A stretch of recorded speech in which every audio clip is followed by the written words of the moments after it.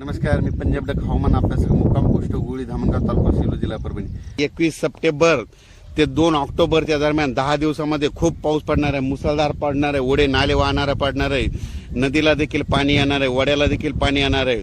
काही काही ठिकाणी पुलावून देखील पाणी जाणार आहे, म्हणून हा अंदाज लक्षात येतात.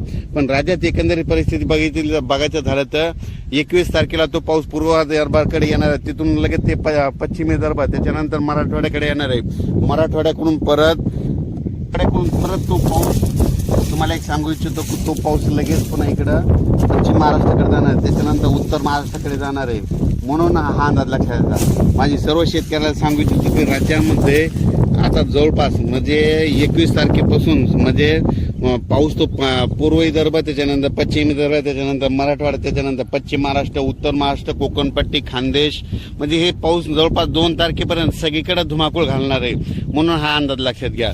आणि तुम्हाला एक सांगू इच्छितो, आणखीन लातूरकडे म्हणजे मांजरा धरण आहे, तर त्या धरण देखील ह्या पावसामध्ये 30 तारखेपर्यंत भरून जाणार आहे. म्हणून त्यांच्यासाठी आनंदाची बातमी. माजलगावचं एक धरण भरायचं राहिलेलं आहे, ते देखील आता ह्या पावसामध्ये 30 तारखेपर्यंत भरून जाणार आहे. मग ही त्यांच्यासाठी आनंदाची बातमी. येलदरी धरण 79% झालेलं आहे, ते बी 20% ह्या पावसात भरून जाणार आहे, कारण की विदर्भात खूप पाऊस पडणार आहे. म्हणून हा अंदाज लक्षात येतात. पण सर्वांना माझी एक कळकळी चिंची, ज्यांचं उडीद किंवा सोयाबीन काढायचं असलं असं, तर तुम्ही काय करा की काढून घ्या. कारण की राज्यामध्ये तुम्हाला एक सांगतो की मोठा पाऊस राहणार आहे. त्याच्यानंतर खरा जास्त पाऊस मात्र 23 पासून जास्त पाऊस पडणार आहे. 21-22ला सुरुवात करणार आहे, पण 23, 24, 25, 26, 27चा पाऊस मात्र मुसळधार पडणार आहे. म्हणून हा अंदाज लक्षात घ्यायचा. परत सांगू इच्छितो, पूरस्थिती निर्माण होणार आहे.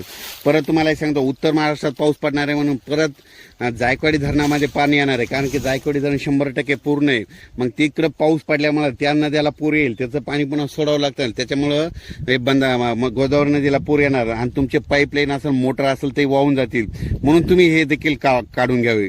परत एक माझी पावसामध्ये विजाचं प्रमाण जास्त असल्यामुळं तुम्ही झाडाखाली थांबू नका. त्याच्यानंतर हा परत एक मेसेज देत आहे, त्याच्यामुळे तुम्ही काय करा, तुमच्या सोयाबीन असेल तर त्याची काळजी घ्या. म्हणून हे देखील तुम्हाला सांगतो. राज्यामध्ये अचानक वातावरणात बदल झाला तर लगेच एक मेसेज दिला जाईल.